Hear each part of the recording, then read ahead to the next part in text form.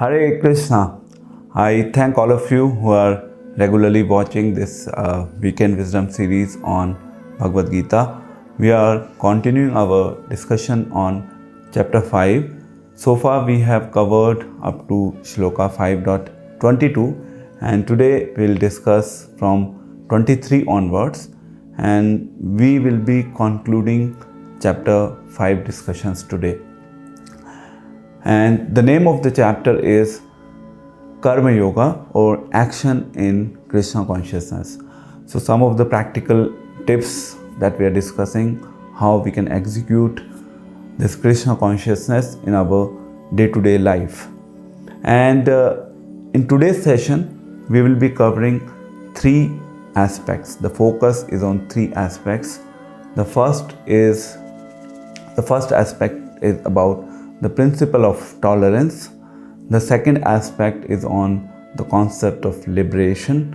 And the third aspect is on the peace formula. So we'll be discussing three topics today. Om Jnanatimmirandhasya Jnananjana Shalakaya Chakshur Militam Yena Tasmai Shri Gurve Namah. So let's begin with the first aspect that we are discussing from shloka 5.23 onwards.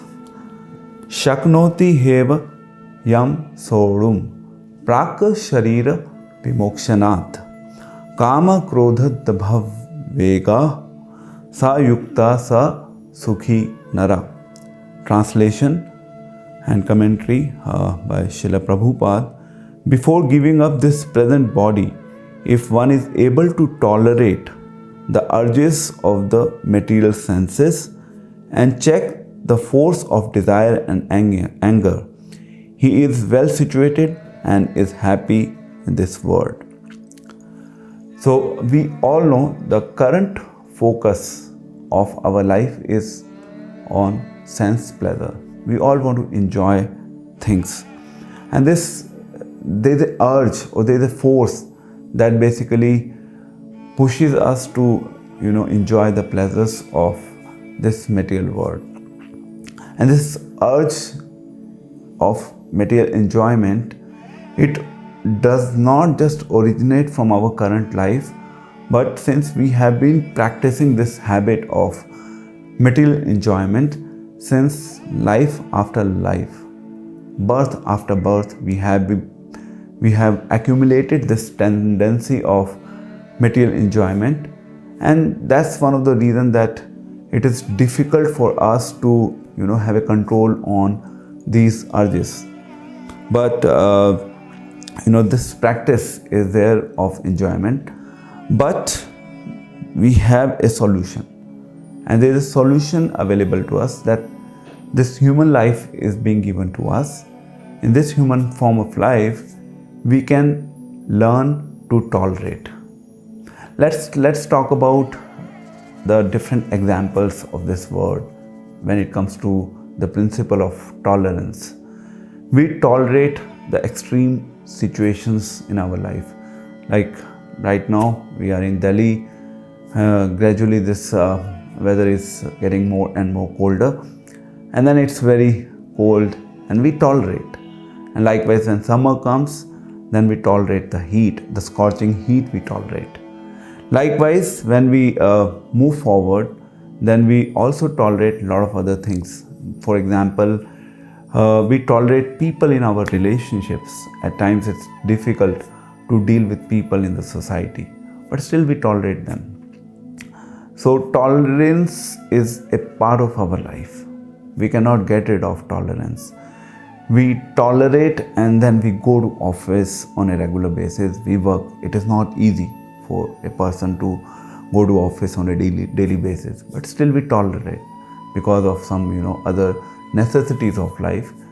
We do take care of those things. So tolerance is an essential part of life. Likewise, we need to give some training to the mind, because this human form of life is meant for the training. We need to give some training to the mind so that we can tolerate the urges. There is two things being mentioned here, that the force of desire and anger. We need to tolerate. We need to we need to see that we need to understand that people in society will not go as per our own things, or situations will not always be as per the way we want. So we cannot just keep on demanding from life. We have to put some sort of restriction to it, and for some things we have to prohibit ourselves from doing those things. So we need to be little careful about it, otherwise the life is difficult. Chaitanya Mahaprabhu, he gives an interesting example of Taror eva sahishnunam. So one should be tolerant like a trunk of the tree.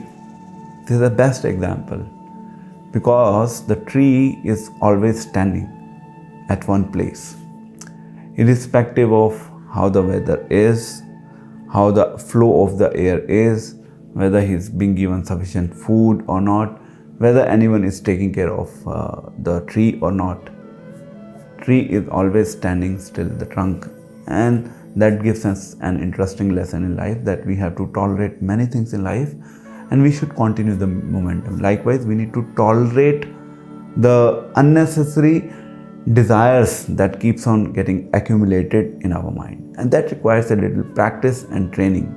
And this Krishna consciousness platform is meant to give us that training so that we can learn to tolerate things in our life. So this is the first principle that we are discussing today. And the second principle, Shloka 24, 25, 26, 27, 28. All these shlokas are talking about the principle of liberation. We are going to talk about it now. Okay, so we'll discuss some of the qualifications first being mentioned in these shlokas, and then after that I'll give a high level practical insights of what Krishna is talking about. Okay, so the first 24, the shloka 24, this shloka is talking about the very fact that we all must learn to live a happy life within ourselves. We should not be too much dependent on the people of this world or the external situations in our life, external circumstances that we may all come across. We can have something in terms of our needs and necessities, but too much dependency on external things, external objects, or maybe people also may not be conducive to our life at times. So we need to learn that ultimately we have to cultivate our consciousness in a manner that we learn to be happy within ourselves. And to be happy within ourselves is not easy. Again, it requires a strong practice, a very strong understanding of the principles of life. And then we know that God is sitting within our heart. So we need to cultivate our relationship with the person who is sitting within our heart. If we will not cultivate that relationship, then it might be difficult for us to be happy within ourselves. So we need to work on cultivating that relationship. And once we start cultivating that relationship, gradually we start learning to be happy within ourselves. And once we start learning to be happy within ourselves, then there's nothing else actually remains in life. Okay, so this is 24. Then we are going to talk about some of the aspects being mentioned in shloka 25 and 26. Okay, so 25 is again talking about four different aspects or a person or the qualifications of a person who is liberated. First is he is free from the dualities that arises in mind. Dualities means the confusions that comes into mind, whether we should do this in life or we should do that in life. So at times we see that people are confused. So how to get rid of this confused tendency? So we have to again train our mind. We have to seek some guidance. The guidance can come from internal sources. The guidance can come from external sources as well. So first is free from the dualities. The second is engagement of mind. We have to give some engagement to the mind. The mind cannot just work vacant. If there is no engagement to the mind, then we will not be able to live life. It is not possible to not to engage mind. But mind needs to be given some proper positive engagement. Engagement could be different.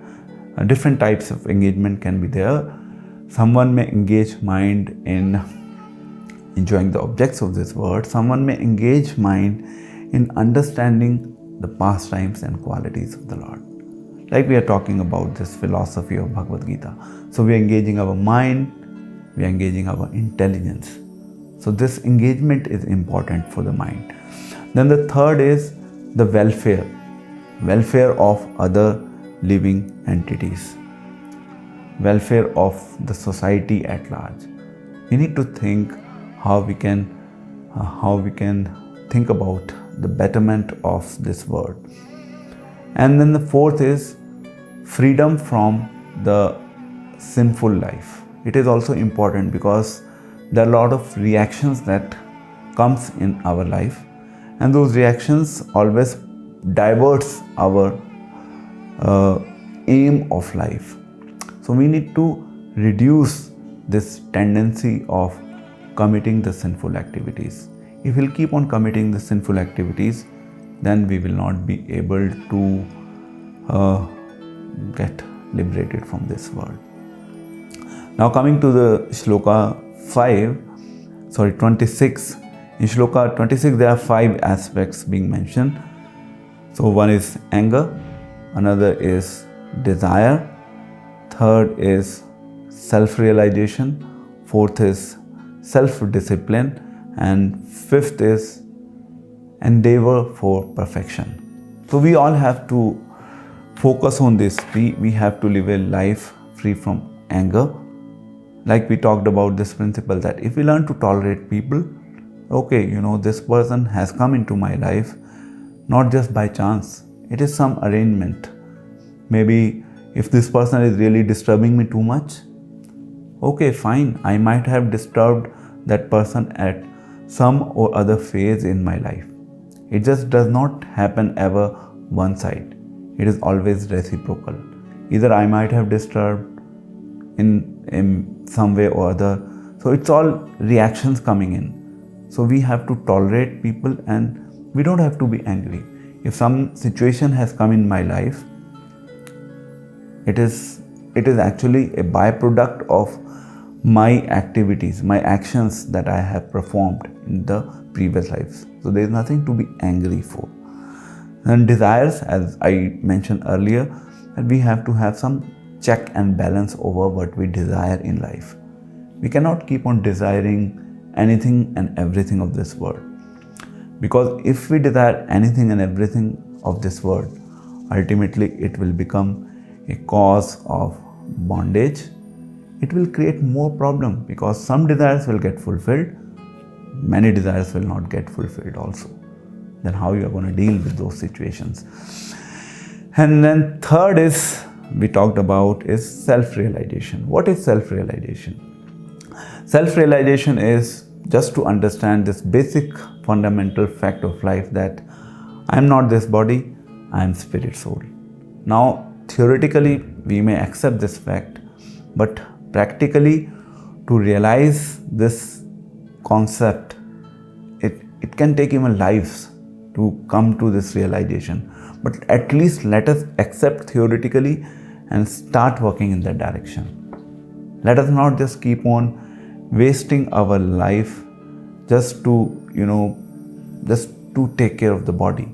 We have a body, we have a mind, we have spirit, soul on the top of it. If we will not take care of the soul, then we'll miss the point.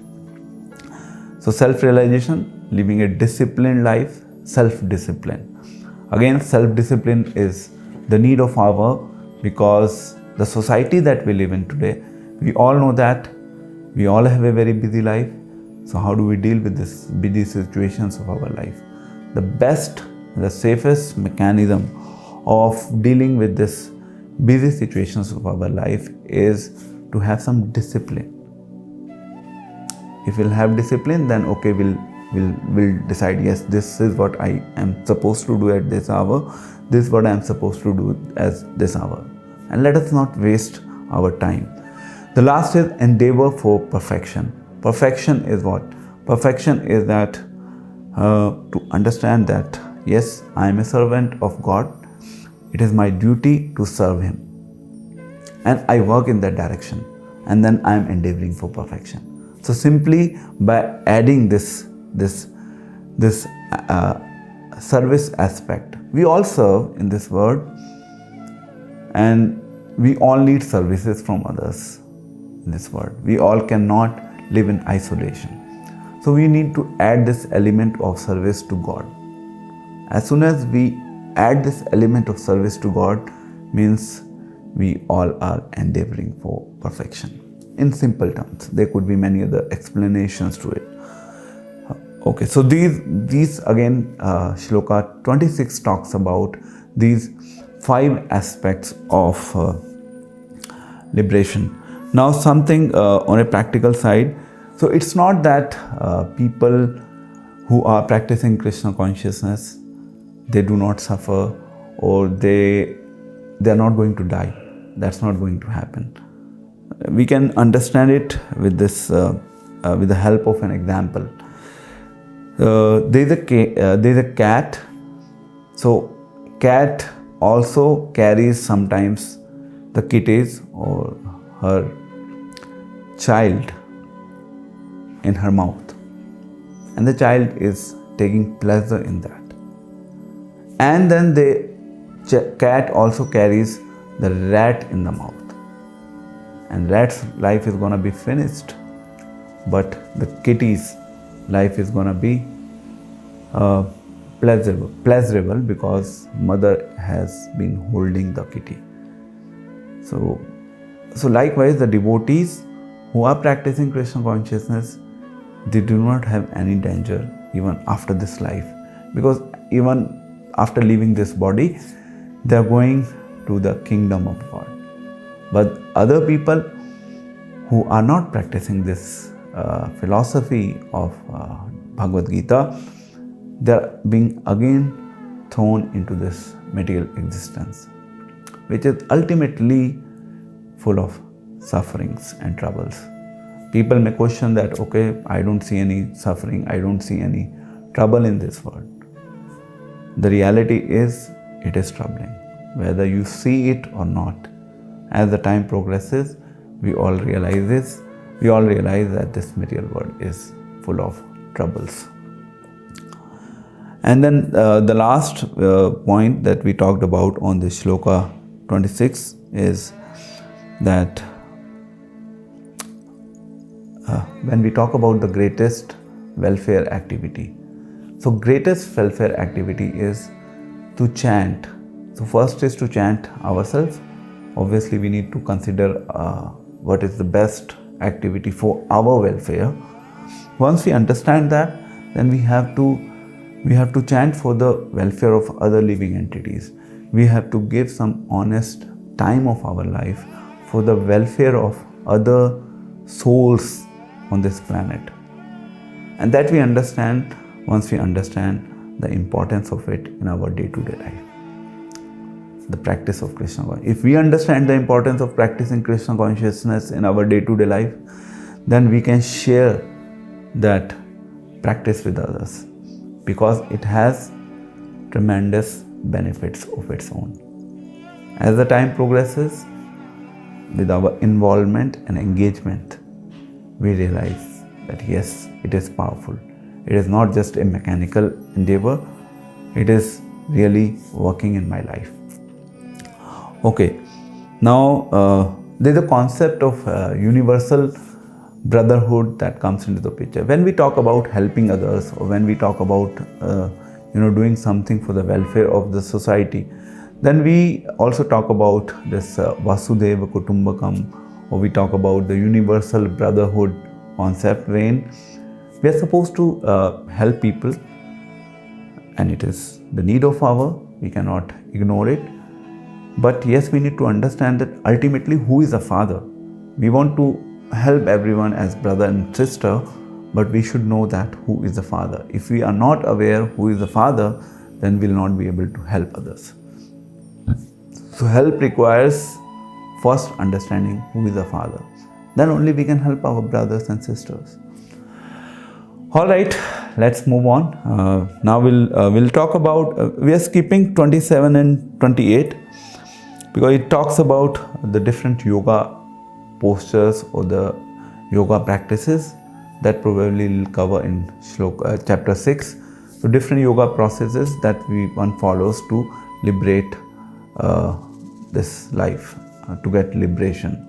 How one can concentrate on the different holes of the body, and then one can get liberated from this world. Shloka 27 and 28 primarily talks about this aspect. Now we're going to discuss the most important shloka, or the most important aspect of the day. The first thing that we talked about, the principle of tolerance. The second thing that we talked about, liberation. And the third thing that we are talking about now is the formula for peace. Bhoktaram Yagyatapsam Sarvaloka Maheshwaram Suhard Sarvabhutanam Gyatma Mam Shanti Richati. This is from Bhagavad Gita, chapter 5, shloka 29. One of the most important shloka that's a need of hour in today's society. So in this shloka, there is a discussion on 3 fundamental aspects. And these 3 aspects can help any individual living entity on this planet to become peaceful. And that's why we have given this name as peace, the peace formula. Okay, so what are those 3 principles? The first principle, Bhoktaram Yagyatapsam. So Bhokta means the one who is enjoyer. Who is Bhokta?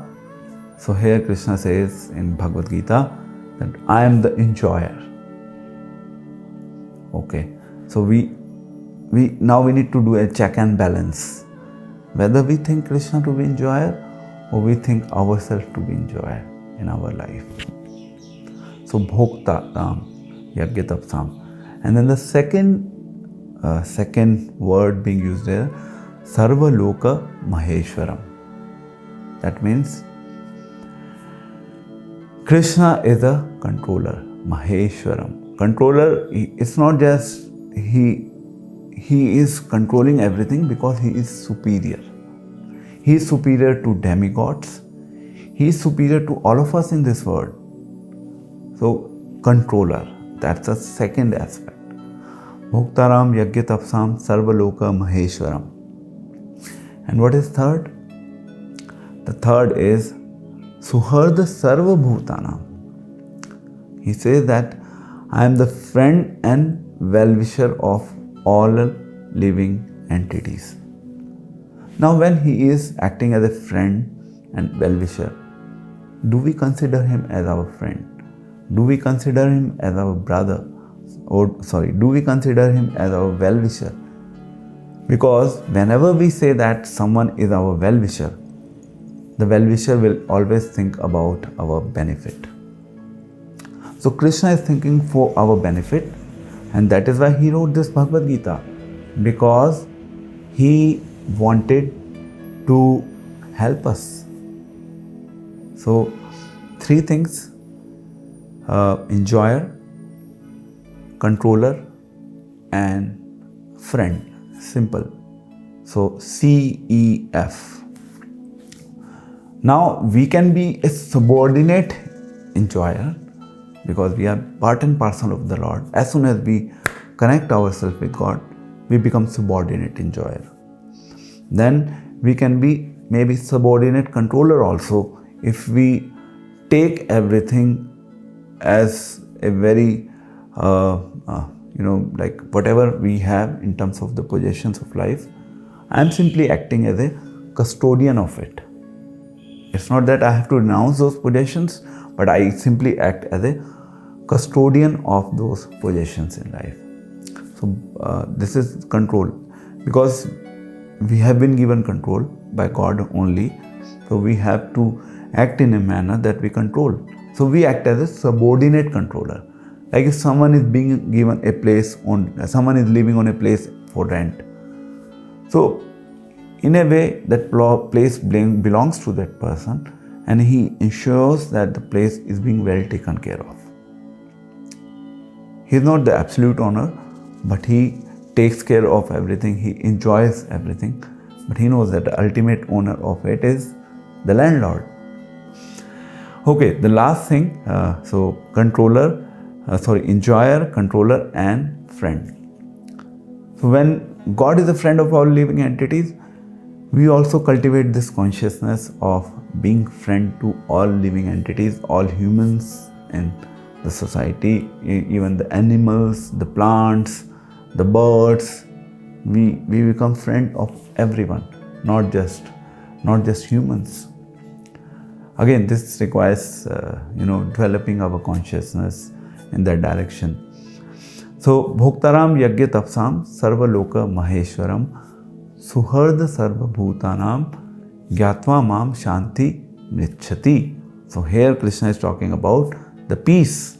If you want peace, just take this 3 things. Just adopt these 3 things in your life.